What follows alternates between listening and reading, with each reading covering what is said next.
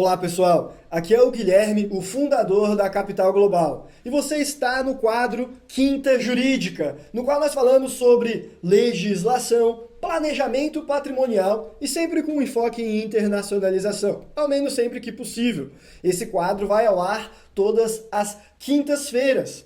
Aliás, é justamente por isso que o nome se chama Quinta Jurídica. E no vídeo de hoje nós vamos falar sobre um tema muito importante para quem busca proteger o seu patrimônio de forma eficiente, que são os trusts. Especificamente, eu quero explorar com você 10 tipos diferentes de trusts que podem ajudar você a se proteger seu patrimônio contra as incertezas financeiras, políticas e jurídicas do Brasil. E só para contextualizar, eu, Guilherme, sou advogado e trabalho com planejamento fiscal patrimonial já há alguns anos. Eu tenho dedicado toda a minha carreira para isso e eu já lidero uma equipe de advogados especializados nessa questão. Aqui na Capital Global, evidentemente, nós não fazemos assessoria jurídica. Afinal, nós não poderíamos por conta de uma vedação do Estatuto da OAB. E nem caberia também fazer aqui. Essa empresa, Capital Global, é voltada a uma abordagem holística sobre internacionalização. Questões mais especificamente jurídicas, aí não é com a Capital, apesar de que eu, Guilherme, sou o fundador da empresa e também sou advogado, mas são coisas separadas. De todo modo, nessa abordagem holística sobre internacionalização, nós precisamos levar em consideração planejamento patrimonial. E é por isso que existe esse quadro, Quinta Jurídica, no qual a gente dá um aspecto mais legalista a isso, mas evidentemente isso não é uma assessoria jurídica. E antes de começar a ver os 10 tipos de trusts que existem por aí, e como que eles podem beneficiar você para proteger o seu patrimônio, eu preciso desfazer alguns mitos que existem sobre o trust. E ainda no final do vídeo eu também vou falar sobre alguns golpes envolvendo trusts, que eu vejo muito brasileiro caindo, que é importante que você saiba para evitar essas armadilhas. Então, fica comigo até o fim do vídeo para não perder nada. Agora, falando de trusts, para que você entenda o que é isso, trust é como se fosse um guarda-chuva. E embaixo dele, imagine um mundo no qual você colocou todos os seus bens, a sua casa, os seus investimentos, sua conta bancária e até mesmo aquela sua coleção de relógios valiosos. Eles estão embaixo do guarda-chuva, portanto, a tendência é que estejam protegidos caso venham tempestades financeiras. E existe muita má compreensão sobre o que são trusts, porque eles originalmente não são previstos no direito romano, que é a base do direito brasileiro, e sim no direito anglo-saxão, que é a base do direito americano, do direito do Reino Unido, por exemplo. Então, todos esses 10 diferentes tipos de trust e esse tipo de estratégia de planejamento patrimonial, na verdade ele vem de lá e nós pegamos todos esses conceitos emprestados e trazemos para cá. Mas não é porque eles não têm no nosso direito que eles não são importantes para planejamento patrimonial. Muito pelo contrário, eles são imprescindíveis na medida em que eles podem servir para proteger o seu patrimônio de forma eficiente sobre tudo aquilo que você tem no exterior. Mas como eles não estão previstos no direito brasileiro, o brasileiro médio tem muito pouco contato com esse instituto jurídico e quando o tem, geralmente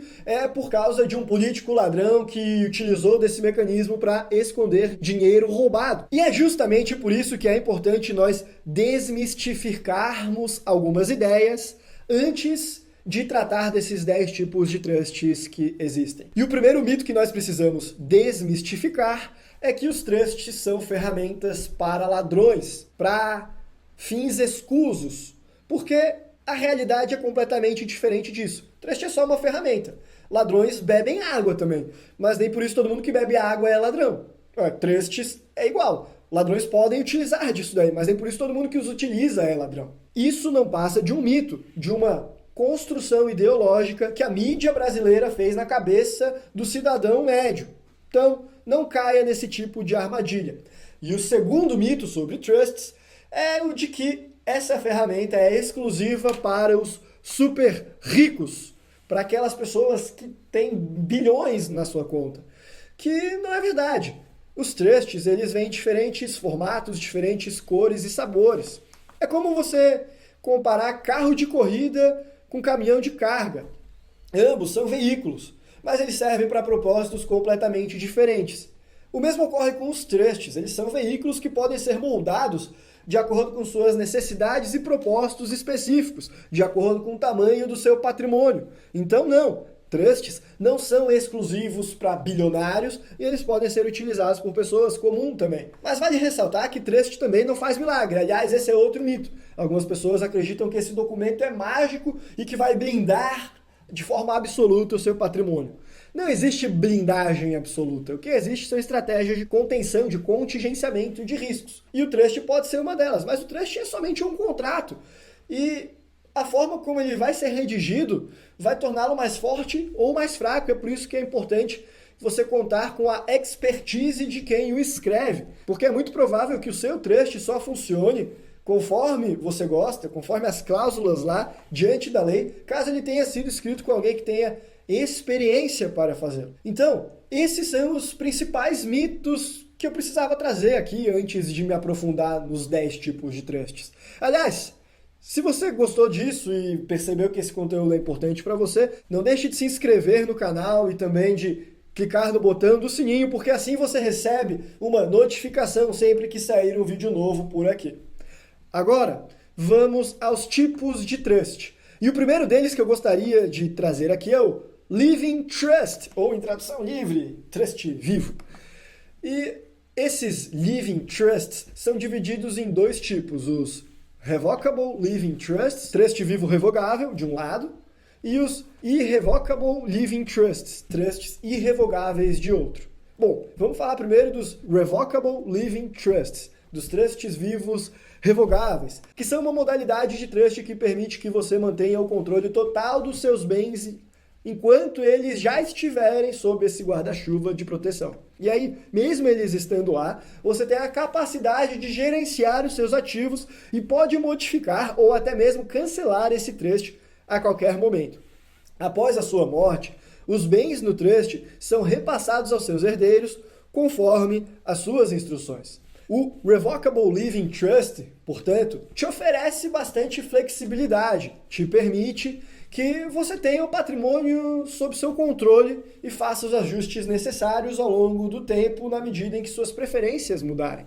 Assim, seus herdeiros, como seus filhos, por exemplo, eles podem receber os bens lá na frente, sem a necessidade de passar por inventário, por processos judiciais, de forma mais célere, mas enquanto você estiver vivo, você ainda tem o controle. O controle ainda não está na mão dos seus herdeiros ou de um terceiro, de um trustee. Aliás, essa é a principal vantagem dos Revocable Living Trusts. É possibilitar que você passe bens aos seus herdeiros, sobretudo sua empresa offshore, seus ativos no exterior, sem que haja a necessidade de você fazer um inventário, um processo para tanto. Porque se você não tem um trust, em muitos casos, mesmo que você tenha um testamento, mas se você não tem um trust, os seus herdeiros eles ainda vão ter de contratar um advogado, vão ter de fazer o inventário para conseguir fazer a distribuição dos bens que estão no exterior. Aí no Brasil você faz inventário então somente em relação aos bens que estão no Brasil, em relação aos bens que estão no exterior, tem que ser lá no país no qual os bens estão. E essa peculiaridade pode te custar caro caso você não tenha feito um planejamento sucessório eficiente, seja com um trust ou alguma cláusula de sucessão automática, por exemplo, na sua empresa offshore. Além disso, os Living Trusts permitem que você controle como e quando os seus herdeiros vão receber os bens. Geralmente o pessoal coloca para receber tão logo ao falecimento. Mas isso não é uma regra absoluta. Por exemplo, você poderia designar para que um trustee, um terceiro, um banco, ele administrasse as despesas do trust e todo esse patrimônio, pagasse a educação do seu filho, por exemplo, e só fosse repassar o montante total para ele quando ele fizesse 25 anos, ainda que você tenha falecido quando ele tinha apenas 6. O trust pode ser customizável. E aí, quando o seu herdeiro receber aos 25, você poderia botar ainda que ele vai receber só 1/3 do patrimônio, o restante vai ser distribuído aos 30, depois aos 35. Você que cria as regras. Ou você pode simplesmente definir que o trust faça distribuições trimestrais, mas que nunca toque no principal, apenas nos dividendos. Então, você poderia pensar no trust como se fosse o seu motorista particular, controlando para onde que vão os seus filhos, para que horas que eles chegam, quando que eles voltam. E permitindo que você acelere ou diminua a velocidade conforme for necessário. E quando nós estamos tratando mais especificamente dos Irrevocable Living Trusts, ou trusts vivos irrevogáveis, aí eles são muito semelhantes, eles são utilizados para a mesma finalidade, que é planejamento patrimonial. A única diferença é que, uma vez criado, você não pode mais desfazer. Os bens vão ser transferidos para um trustee e com as regras que você previamente determinou, mas uma vez transferido, você não tem mais nenhum controle ou posse sobre esses bens. De um lado, isso é bom porque te oferece uma proteção mais forte contra processos, contra algum credor querendo se habilitar para pegar o patrimônio desse trust. Tudo isso dependendo da jurisdição, é claro. Mas, de outro lado, isso torna o trust menos flexível, mais difícil de ser alterado ou cancelado uma vez que foi estabelecido. E esse tipo de trust irrevogável, ele geralmente é usado em segundos casamentos, por exemplo, quando um dos cônjuges quer garantir que os filhos do primeiro casamento herdem parte dos bens, que não fique tudo para a nova esposa. E vale ressaltar, as mudanças legislativas recentes no Brasil vêm para versar sobre qual que é o momento da transferência dos bens do titular para os herdeiros, até para fins de cobrar ITCMD, por exemplo, posteriormente, pelos estados. E já se estabeleceu que nos trusts revogáveis, a transmissão dos bens só se efetua no momento do falecimento, então seria uma transmissão causa-morte, ao passo que nos trusts irrevogáveis, a transmissão se efetua no momento de constituição desse trust, ou seja, provavelmente se caracterizará como uma doação. E é importante ter isso em mente para saber quando que seria um potencial fato gerador de ITCMD e quais seriam as condições desse. Sobretudo, se os participantes desse trust possuírem residência fiscal no Brasil. E aí o terceiro tipo de trust que nós podemos tratar aqui é o trust testamento. E assim, isso são classificações, pode existir interseção entre os diferentes tipos. Mas o trust testamento, ele leva esse nome porque a principal característica dele é testamentária. E ele também só entra em vigor após a morte do instituidor, distribuindo os bens conforme as instruções nele contidas. Antes disso, o trust nem estaria em vigência, de modo que um trust testamento acaba sendo útil para gerenciar ativos destinados a filhos que ainda são menores de idade no momento da elaboração desse documento, ou ainda quando você tem algum beneficiário que tem alguma necessidade especial, portador de algum quadro clínico, enfim. Geralmente, essa variação do trust ganha esse nome de trust testamento nessas situações. Mas eu repito, existe interseção entre as classificações. O trust pode ser tanto um living trust revogável, como um trust testamento em um único documento, dependendo da complexidade das cláusulas dele. Mas como o living trust já diz no próprio nome, o foco dele é um trust em vida. Aí o quarto tipo de trust é o Special Needs Trust, ou trust para necessidades especiais, que é um trust que serve para pessoas com deficiência que recebem assistência do governo. Isso aqui, para fins de planejamento patrimonial de brasileiro, a gente não teria muito o que tratar, mas saiba que esse existe também. E a principal intenção é para que o portador dessas necessidades especiais, de um lado, tenha garantido o acesso a valores repassados por familiares, ativos, e de outro lado, consiga fazer isso sem perder a elegibilidade para alguns benefícios governamentais, que talvez, se ele recebesse esses ativos desde logo, ele os perderia. Como eu falei, isso é mais comum lá nos Estados Unidos, em outros países. Então, por exemplo, em vez de os bens estarem no nome da pessoa com deficiência, o que talvez descaracterizasse o status dela de hipossuficiente para receber algum auxílio, eles ficam no controle de um trust especial, não pertencem a ela. Portanto, ela continua com a hipossuficiência. Aí a gente ainda tem os trusts de caridades, numa quinta posição. Então vamos supor que você quer apoiar uma instituição de caridade que você ama no Brasil, que é para quem tem espírito filantrópico, quer deixar um legado duradouro, quer apoiar algumas causas que valoriza, e ele costuma ser também para fins póstumos. E aí o próximo trust que nós temos para falar é o trust de caridade inverso. A diferença é que nele vai ser paga uma renda para você ou para os seus beneficiários por um período de tempo determinado e depois os valores restantes são direcionados para uma instituição de caridade. Por que ele é inverso? Porque no primeiro, no trust de caridade pura e simples, vai originalmente para a instituição de caridade e posteriormente, se sobrar alguma coisa, por exemplo, vai para os herdeiros, vai para os beneficiários finais. Ao passo que no trust de caridade inverso, vai primeiro para os herdeiros, e aí, se tiver alguma coisa ali, depois, segundo momento, é que vai para a instituição de caridade.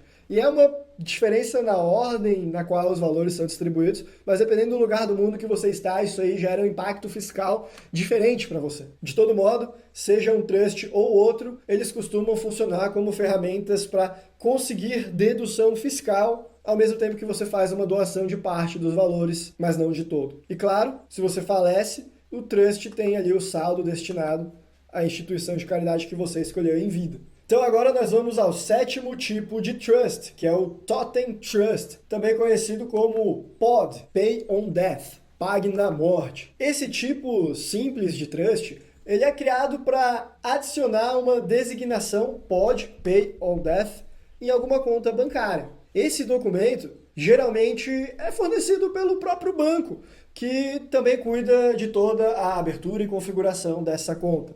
E ele diz que quando o titular da conta falecer, os ativos serão transferidos diretamente para o beneficiário nominado, sem a necessidade de fazer um inventário. É como se fosse uma conta conjunta, mas não é exatamente isso, porque na conta conjunta os dois já têm acesso a ela em vida. Nessa conta com trust Pay on Death, o herdeiro só tem acesso à conta após o falecimento do atual titular. Dito isso, chegamos ao oitavo tipo de trust, que é o Living Will Trust. Esse trust combina aqui um trust vivo com um trust testamento. É justamente a interseção que eu mencionei que poderia haver entre o Living Trust e o trust testamento. Nenhuma dessas classificações é pura, mas se ela tiver uma alta miscigenação entre os dois, ela ganha essa própria classificação de trust testamento vital. E a principal característica dele é que ele permite que você designe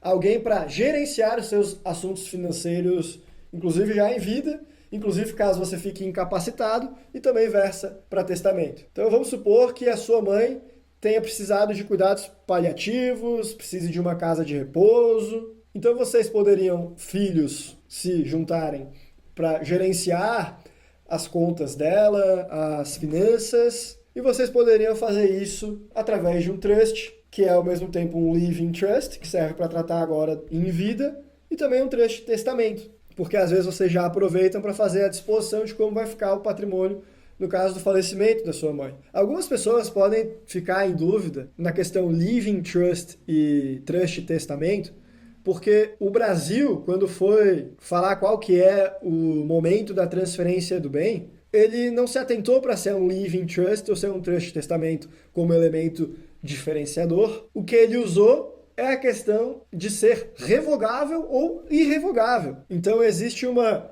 incompatibilidade da forma como os trusts são classificados nos Estados Unidos, por exemplo, para fins de avaliar quais são as características que cada trust tem e como que ele é classificado no Brasil especificamente para fins de entender qual que é o momento da transmissão. Até para fins de posteriormente ver se há ou não incidência de TCMD. E para fechar, acho que já foi 10, espero que tenha dado 10 aí nessa lista, será que foi 9? Eu vou botar 10 aí, depois vocês contam.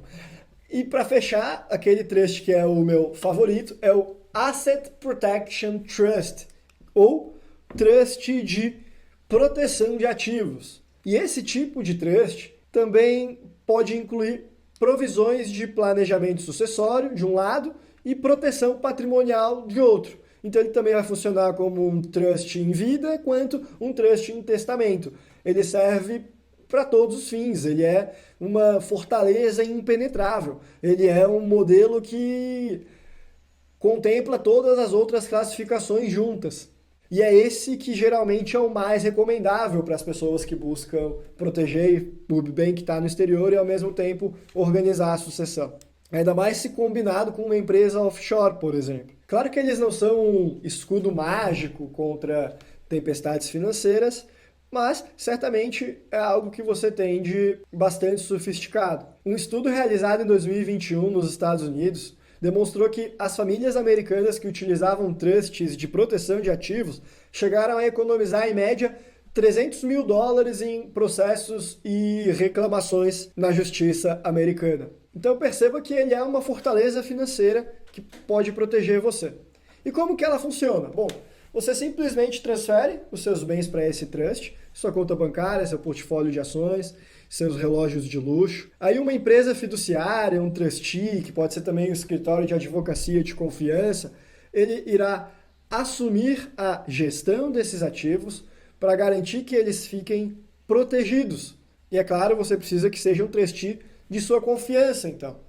E o segredo é que você transfere os seus bens para o trust que você mesmo criou para o seu próprio benefício, tornando difícil que eles sejam apreendidos por credores. E geralmente escolha um trustee que esteja em uma jurisdição que proteja você e não um trustee, que exija do trustee que seja auditado, que seja transparente e que preste contas para você periodicamente, por exemplo. E aqui que eu gostaria de entrar na parte final desse vídeo, que é comentar sobre algo que leva o nome de trust, mas que geralmente é um golpe. São algumas empresas que criam um trust de prateleira. Então, em vez de você ir lá e dizer o que você quer com o trust, eles já te dão um documento previamente definido. Ó, o trust é isso, a gente pega uma cota de $100 mil, $100 mil, por exemplo, e vamos investir assim, assim, assado, através do nosso trustee, que vai ser uma instituição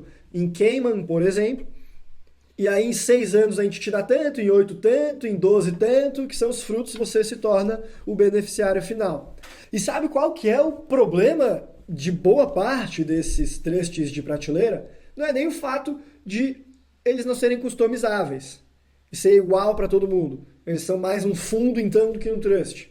Mas sim o fato de que, geralmente, eles montam o trustee em um país no qual o trustee não precisa prestar contas para você, não passa por auditoria. Então, se eles simplesmente sumirem do mapa com o seu dinheiro, azar o seu. E isso, por si só, já me faz não gostar desses trustees de prateleira. O medo do trustee que está em um lugar de baixa regulamentação. E não que regulamentação salve vidas, mas onde ele vai juntar essa baixa regulamentação com um contrato no qual ele não assume nenhuma obrigação com você. Se ele ainda tivesse um contrato para honrar, mas geralmente ele não precisa ser auditado. Ele não se compromete a isso. E aí tem alguns que estão há 20, 30 anos no mercado e não quebraram, mas correm o risco de quebrar. Aliás, aquele vídeo que eu falei sobre os 10 bilionários que perderam tudo, eu citei alguns esquemas fraudulentos que ficaram anos no mercado e não quebraram. E alguns deles eram até semelhantes a esquemas que parecem ser esquemas que temos nos dias de hoje ainda. Um deles eu cheguei a gravar um vídeo, eu dei nome aos bois, mas esse vídeo ficou restrito em vários países, então eu prefiro não falar, mas para bom entendedor, meia palavra basta. Na dúvida, não faça. Ou, se você for fazer um trust, seja você mesmo o trustee. Porque sim, você pode ser. Não necessariamente tem que ser um advogado ou uma instituição financeira, dependendo de qual jurisdição você tiver montado esse trust. Por esse vídeo nós ficamos por aqui. Um abraço e até a próxima.